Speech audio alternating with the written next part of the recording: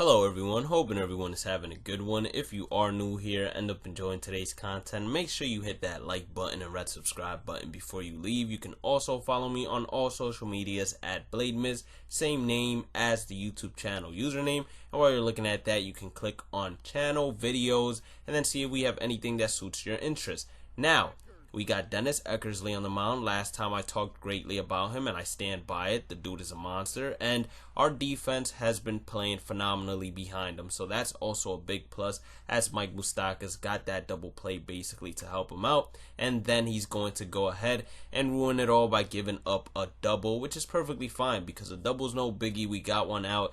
That just means that we have to go ahead and prevent that runner from scoring. So 1-2 count. We are throwing a pitch in the dirt. I missed my location a little bit, and he's able to pull it the other way, get himself a single. He was thinking about going home, and if anything, I had the backdoor throw to just throw him off. And then, would you guys be mad at this? I want you guys to answer this truthfully.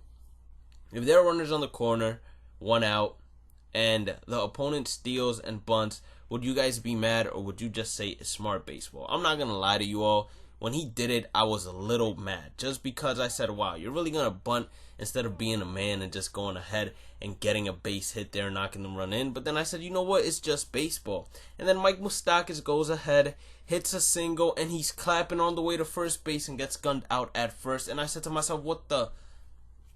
I thought they fixed this in the latest patch, but apparently they did not, because clearly my Mike Moustakas just got gunned out here trying to celebrate before getting to first base.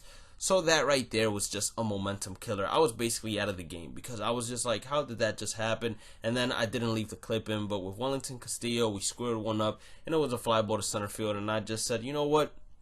Maybe at the end of the day, we were meant to lose. He played it smart. He bunted. He said, I'm not taking any of this RNG. I already don't get enough base hits with squared up pitches, so I'm just going to go ahead and bunt myself a base hit. And then next game, it didn't really have much flair to it, much excitement at all. It was just Michael Conforto walking it off for us, as we literally went to the bottom of the third without either of us getting a base hit, even though I was squaring up some pitches. I don't remember if my opponent was squaring up pitches, but I do know I was squaring up some pitches, but getting no results for it. So then we head on to game number 5, I believe. So we're playing at Laughing Mountain Park, and he has this lefty on the mound that I absolutely hate just because of that little waggle that he does with his foot. It's just so annoying, and it throws my timing off by a lot. So if you're ever facing me in a challenge and you get that guy pitching against me, you're most likely going to be in good hands. But we ended up getting a double off of him. Should have been a home run because I squared up that pitch,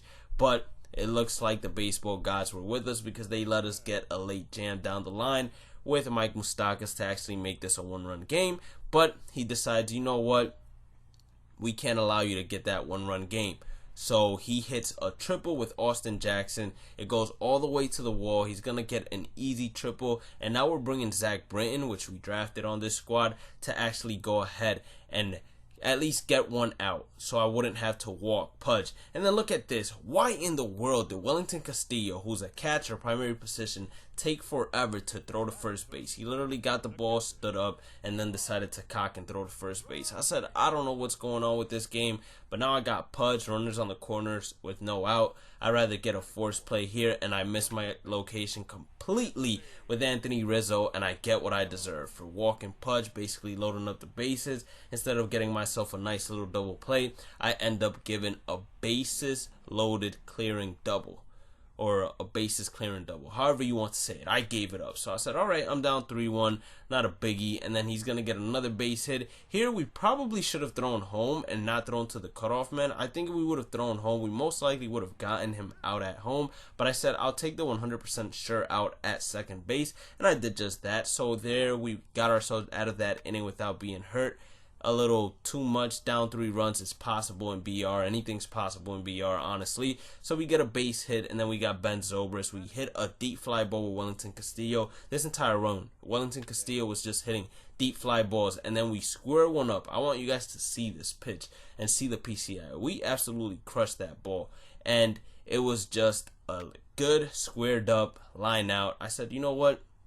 Nothing I can do about it. So I tried to be just a little late on the following pitch and drive it the other way, maybe get an oppo taco dinger. Unfortunately, we weren't able to do that, so that stung a little bit. And with Matt Olson, we hit it as well as we possibly could, but center field is unfortunately 420 feet long, so we couldn't even hit it out through there. And as you guys can see, we got a good contact result. And the thing that's so frustrating for a lot of players, including myself, is when you square up pitches, get good squared up or good, and you don't get good results for it, but then something like that early and okay where your PCI is not even on it necessarily doesn't get a good result, but then you go ahead, come in with the next hitter, Aaron Hicks. I read the knuckle curve perfectly and I get a good squared up, and it's just another line out. That's what's most frustrating.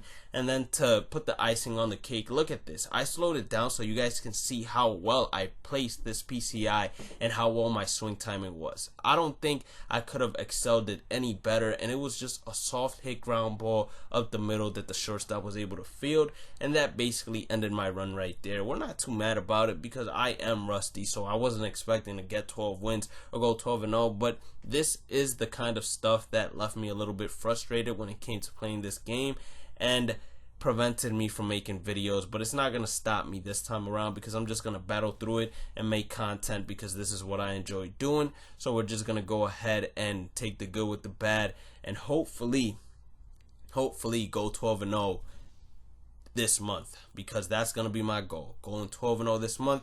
Anyways, hope you all enjoyed the video. If you did, make sure you hit that like button and red subscribe button. We opened 4 packs, but as usual, packs don't have anything good, and we didn't get anything at all except for a bunch of bronzes. Hope you all enjoyed the video. Make sure you hit that like and subscribe button, and I'll catch you all in the next one.